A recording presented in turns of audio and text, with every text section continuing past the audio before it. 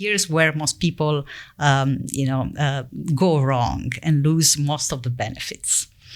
So myrosinase is sensitive to heat and cooking. So you need these crucial tips. First, chop broccoli 40 minutes before cooking, because this gives myrosinase, the enzyme, enough time to produce sulforaphane before being killed during cooking, right? So think of it like the glow stick activation time. It's 40 minutes, actually studied, really measured. At 40 minutes, it's enough, and you maximize the sulforaphane production. Then you steam it or cook lightly, not because also sulforaphane get destroyed with prolonged cooking. And then there is another trick that you can use.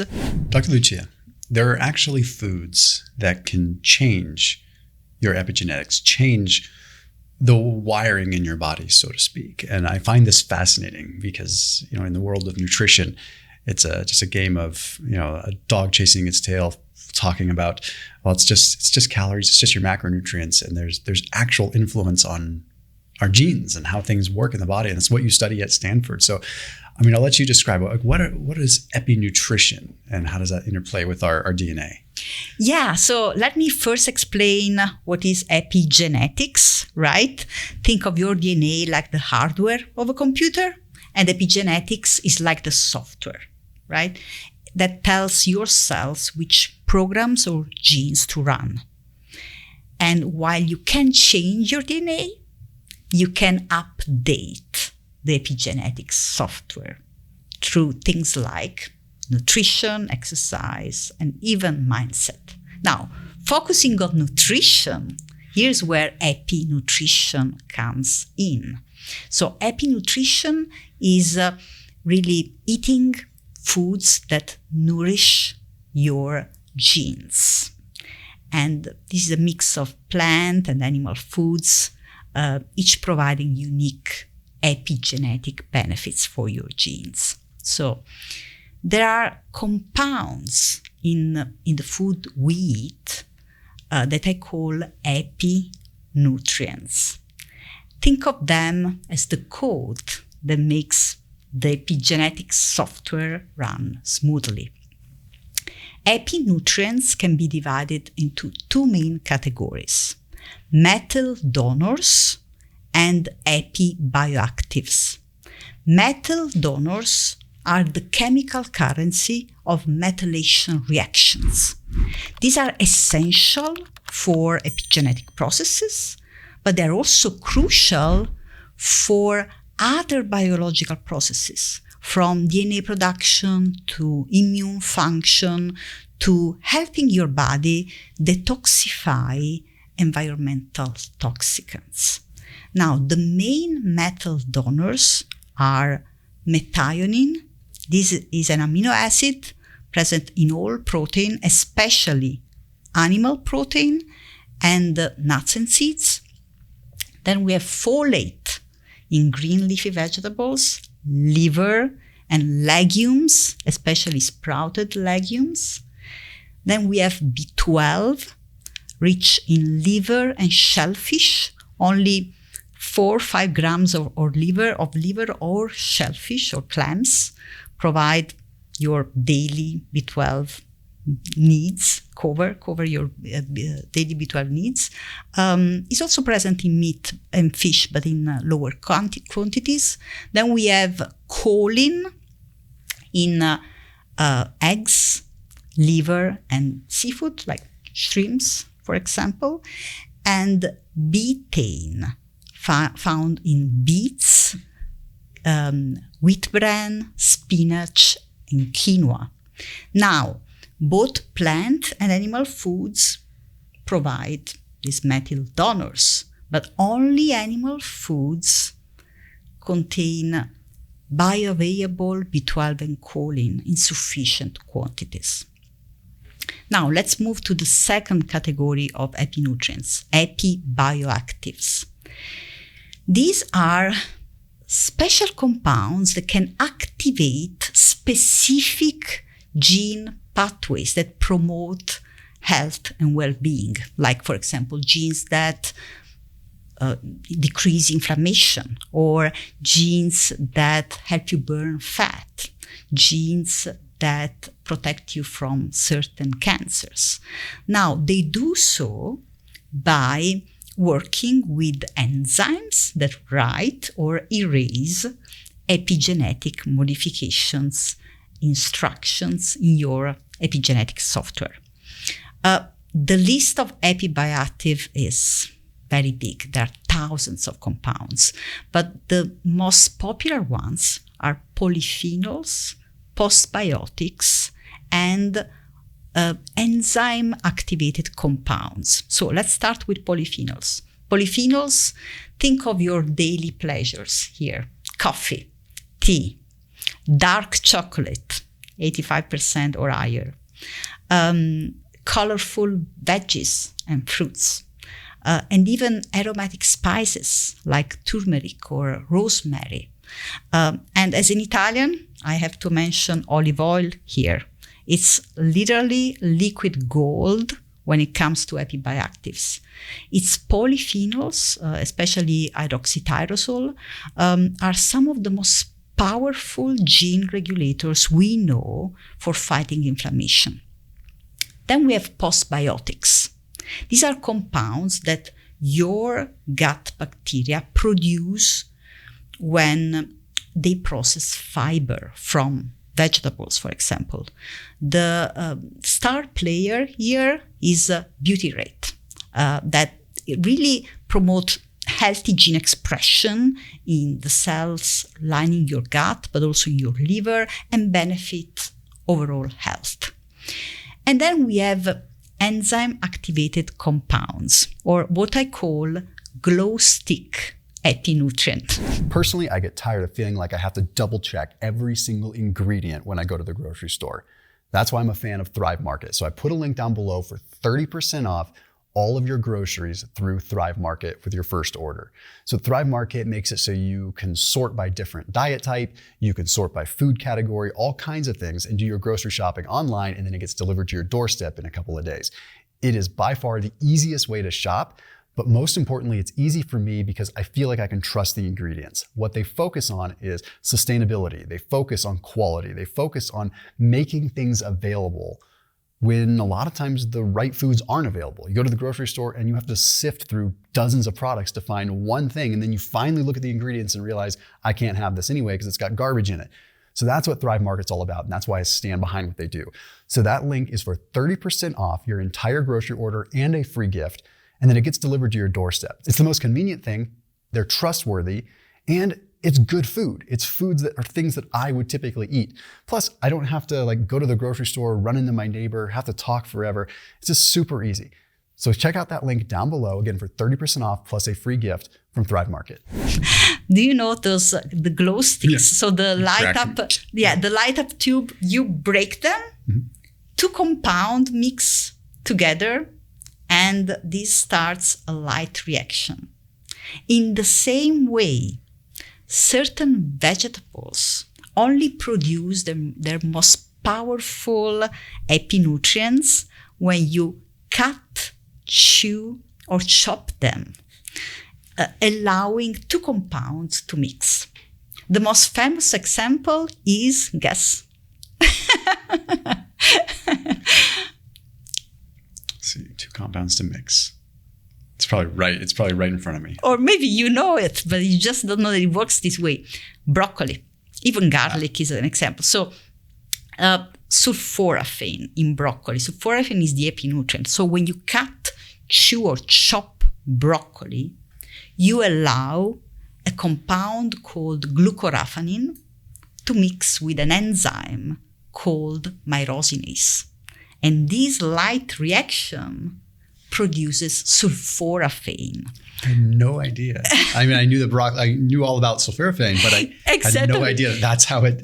There's no sulforaphane in the broccoli you eat. That's so wild. It's produced only when you cut, chew, or chop it. And sulforaphane is basically the boss of your own antioxidant army. So can you still get sulforaphane if you steam broccoli? Does it still? No. So Okay. that's no. That's why the problem here's where most people go wrong and lose most of the benefits. So myrosinase is sensitive to heat and cooking. So you need these crucial tips. First, chop broccoli 40 minutes before cooking, because this gives myrosinase, the enzyme, enough time to produce sulforaphane before being killed during cooking, right? So think of it like the glow stick activation time. It's 40 minutes, actually studied, really measured. At 40 minutes, it's enough, and you maximize the sulforaphane production. Then you steam it or cook lightly, not because also sulforaphane get destroyed with prolonged cooking.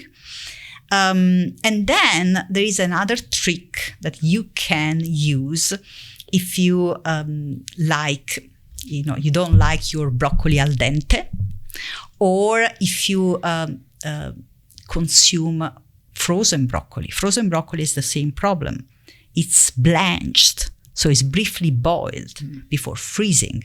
So most myrosinase has been killed, and it cannot produce sulforaphane on its own. So whether you go, you want to use frozen broccoli, or you don't like your broccoli al dente, you can add some mustard, either powder or prepared mustard. And here's why. All cruciferous vegetables, including mustard, contain myrosinase. So basically, when you add mustard, you are adding fresh enzyme that can restart the production of sulforaphane from the precursor, glucoraphanin, and rescue those frozen broccoli or overcooked broccoli, whatever. It's crazy. Dr. Lucia, you're going to think I'm insane when I say this, but this is the gospel truth. I've always been, I literally like to dip already raw broccoli in mustard.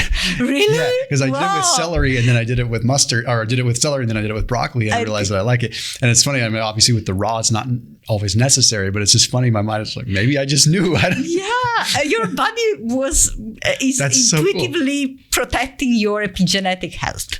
Well, it does taste good too. So broccoli and mustard is an interesting taste if people haven't tried that. Yeah, this is actually a trick backed by research from the University of Reading. They really measured the reactivation of sulforaphane production by adding mustard. And a similar trick applies to garlic as well. So garlic, when you cut, chew, or chop garlic, you produce allicin. So allicin. So you allow the precursor, allicin, to mix with the enzyme allinase, and then you produce allicin. Now, also allinase is sensitive to cooking. So you want to crush your garlic first and let it sit like 5 minutes.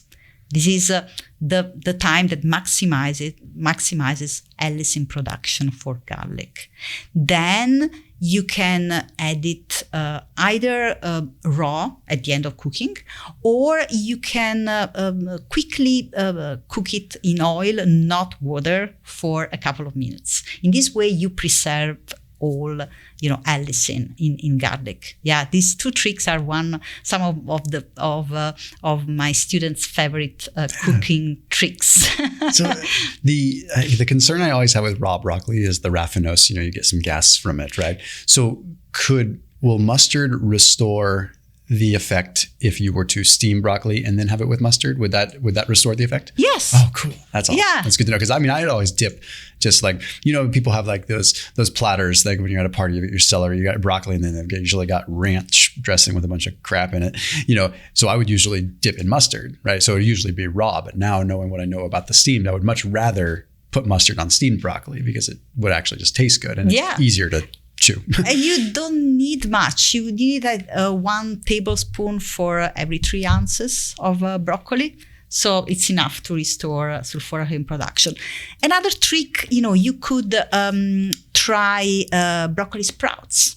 That they actually contain anywhere from 10 to 100 times more sulforaphane than broccoli, and basically only 1 to 2 ounces provide the clinical effective dose of sulforaphane. So sulforaphane has been shown to have various benefits, like can boost DNA repair in smokers by 30%, improve the detoxification of environmental toxicants like benzene by 60%, even protect from certain cancer like prostate or lung cancer. Now, the studies show that to get those benefits, you need about 20 to 30 milligrams of sulforaphane.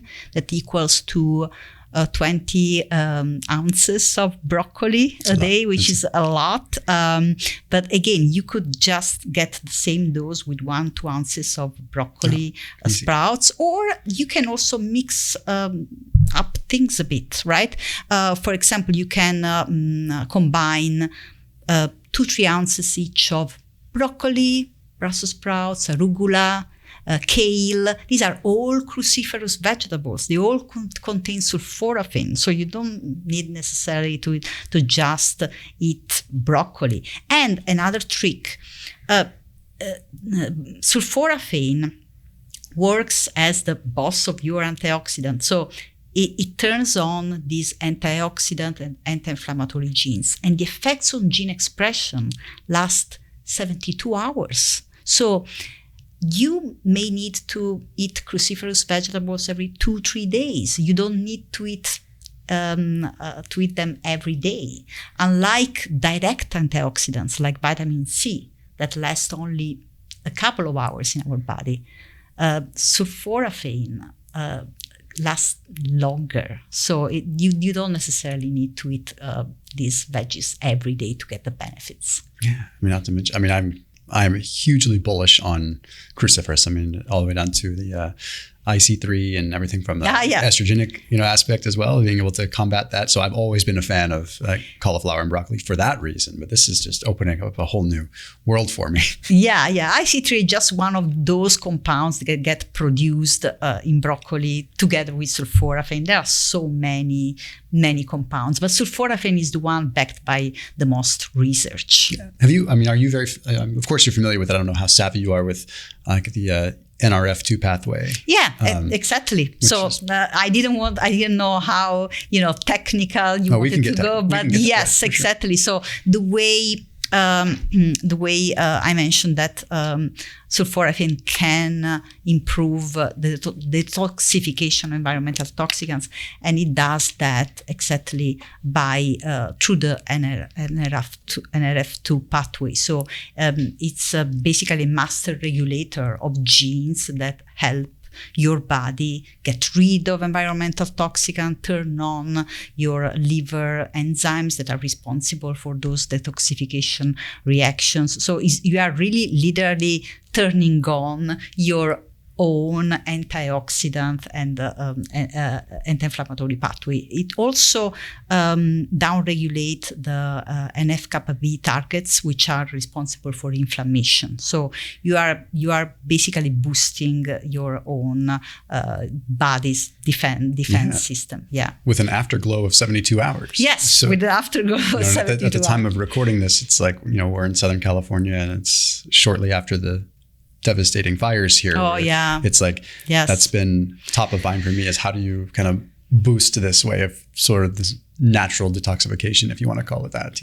I'm always careful to say that term because it sounds like it's been over-marketed and overhyped as but this is like a real thing. Yeah, it's a real thing. It's sad. It's true that, detox has now a bad reputation, but these are detoxification reactions, are reactions that happen in our liver, and they are critical for our survival. And sulforaphane is a big component of that. Before we move on to that, I want to talk about just methyldones for just a second, because one of the compounds that I've just become fascinated with, and candidly kind of obsessed with over the last year is trimethylglycine, betaine. And because the evidence on it is just from a performance aspect, from muscle building, fat loss, it's fascinating. And now it's starting to make sense because I think a lot of the, what gets published in the sports journals and it really focuses on, the stuff that, we care about it, it's cool. Okay. Yeah. Like, localized fat loss, potentially even abdominal fat loss. And it's really cool stuff, but it's not getting necessarily into the why because they're sports journals that are looking at the desired outcome of that, right? Just some objective outcome. But now I'm hearing this and I'm starting to think, I'm like, perhaps because there's this big question mark that kind of looms over TMG for sports performance and for body composition. And that's just like, how is this compound actually increasing or at least preserving muscle mass at the same time it's decreasing body fat percentage? And it really is, I don't want to say it's a miraculous compound, but of all the things that I've looked at, it's got some of the most promising literature behind it, like from a performance standpoint. Now I'm starting to think that maybe it's an epigenetic thing. That's because these studies are longer term studies and I don't know, it's making sense to me. Yeah, there are many mechanisms. So I've looked at some of those studies. It's not only about epigenetics, right? There are some effects antioxidant as well too. Antioxidant, the level of mitochondria, but probably behind the scenes, some of the major mechanisms driving those downstream mechanisms are explained by epigenetics. So betaine. So I mentioned betaine and choline. Betaine can replace choline in most of our cells for its function for methylation reactions. So choline is important not only for methylation reactions but also for the production of acetylcholine for our brain. So choline is a semi-essential nutrient. But betaine, basically, if you are low in choline, betaine can offset that. Really? Yes, because it can replace choline, especially in the liver, for supplying methyl donors for methylation reactions. And betaine is rich in plant foods, right? But choline is really hard to get if you are on a plant-based diet. Think about it, like half a kilo of broccoli provides the choline contained in only one egg yolk. And that is still 1/4 of what you need every day. So, this is why I think that epinutrition is really a beautiful friendship between animal foods and plant foods. Yeah. Plant foods provide those epibioactives, the polyphenols. There are some epibioactives also in fatty fish. Actually, omega-3 fatty acids are epibioactives. And also there is astaxanthin, which is what gives salmon its pink color and is a potent antioxidant. But most epibioactives are found in plants, and then animal foods provide bioavailable choline and B12, right? Think of having 2 teams of programmers, each specialized in a different type of software that really work together to give you the best possible software. And this is why I love teaching about epinutrition.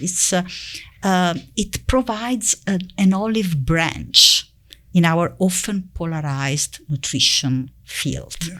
Instead of getting caught in dietary debates, we can focus on how different foods work together to support our genes.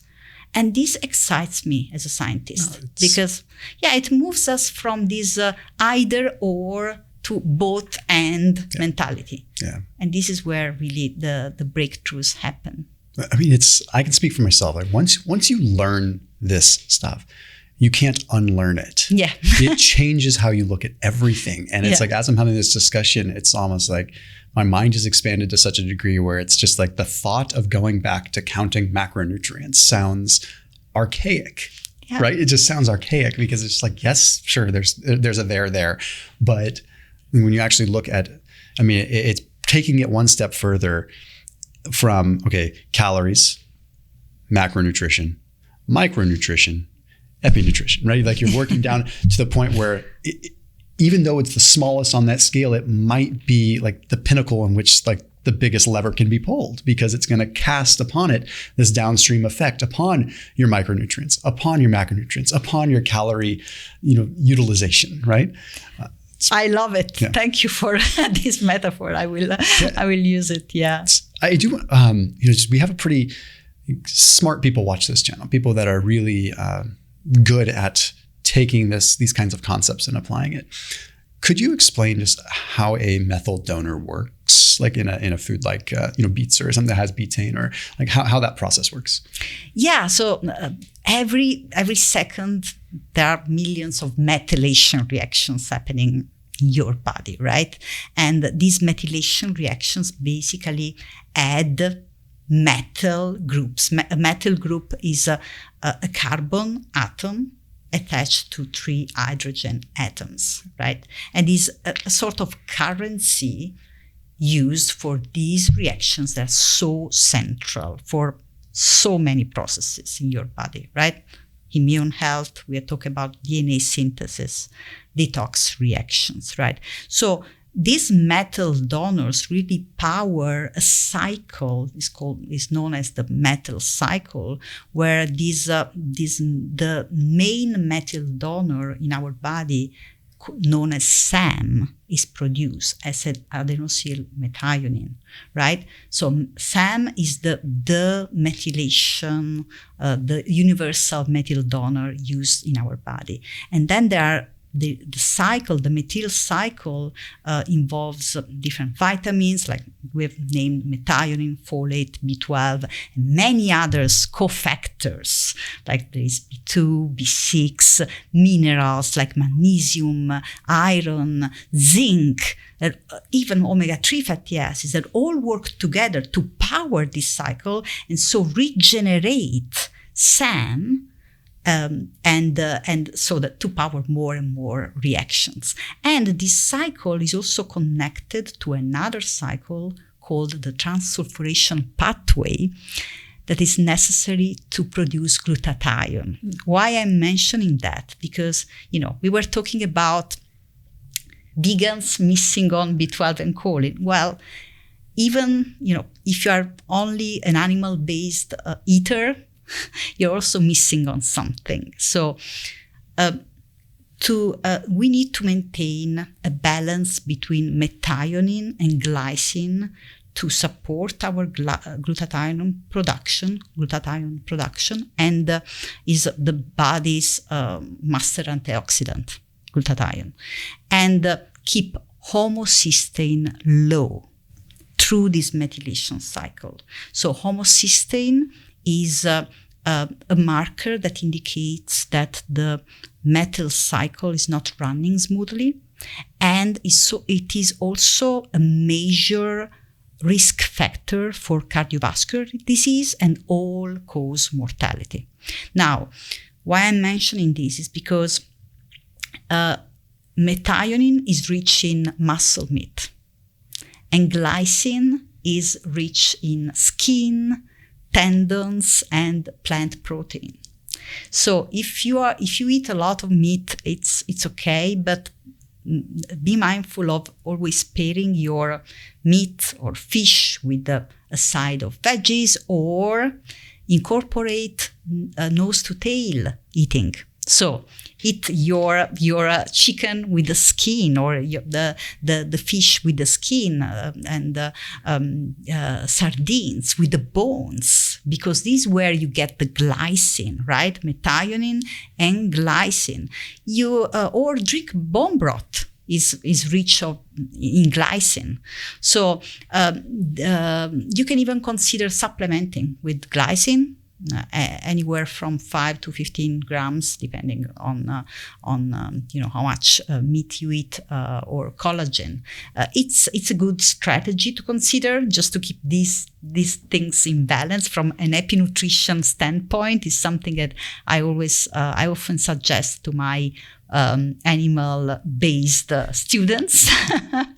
So just to conclude your question, the methyl cycle is a complicated set of reactions that, on one hand, power these methylation reactions that are so crucial for your gene expression, but so many things in your body. But they also talk with the other cycles in your body, like the transsulfuration pathways, that pathway that support your own glutathione production, which is your body's master antioxidant. You touch on something that's important. First of all, I will say, like, a lot of times I encourage people just eat ground beef, because then you're actually getting a lot of the gristle and some of that glycine that's coming in there, because they just put the whole enchilada in there and grind it up, so you're getting a lot of that. But I'm hearing a lot of almost circumnavigating the food matrix, right? Like, I mean, it's just some of these things in isolation. Are they seen to have as much potency as if they were just in like a whole food form? No. And, now we have this concept of food matrix is now supported by research on the so-called foodome. I don't know if you ever heard about it. So we now have another ome, right? Like we have genome, epigenome, gut microbiome. Now we have the foodome. So scientists are really trying to identify the millions of chemical compounds in the food we eat. We are just scratching the surface. We just discovered a handful of nutrients and epinutrients we are talking about today, but there is so much more. And I'm fascinated by these discoveries. This is why I said before, the list of epibioactive is very long and is ever expanding, because with this foodome research, basically there are compounds that we don't have a name for and are for sure regulating our genes, and we don't even know about it. So this is just to answer your question. This is why we cannot really reverse engineer food yet, because there's so much more that we don't know, and the food matrix is something that we cannot replace. Can you imagine? I mean, we just look at, just broccoli and sulforaphane, for example, being able to chew it and activate this. Can you imagine how many other thousands of compounds there are in foods that are like that just don't have a name yet? And then when more of our food just becomes processed, where we're not actually chewing and masticating it, and maybe we're losing some of that, and we're just getting further from it. It's just like, it's another, I'm not anti-processed food in the sense that, like, I understand that, yes, I get it, all right? But I also try to be real when I say that this is, we're getting further from what our body is probably, our natural cues of telling us what to eat, and all the way down to this epinutrition piece. Oh, absolutely correct. And that's why I think trying to prioritize like whole foods, at least 80% of your diet, I think is the most powerful change you can make to improve your health. This is like really level 0. And I understand, some level of processing is normal. Even olive oil is processed, right? In a way. But it's, the most important thing is really rediscover the pleasure of healthy food, because processed food is also engineered to be hyper palatable. So the more we eat processed food, the more we dislike natural food, and we are just set to a path to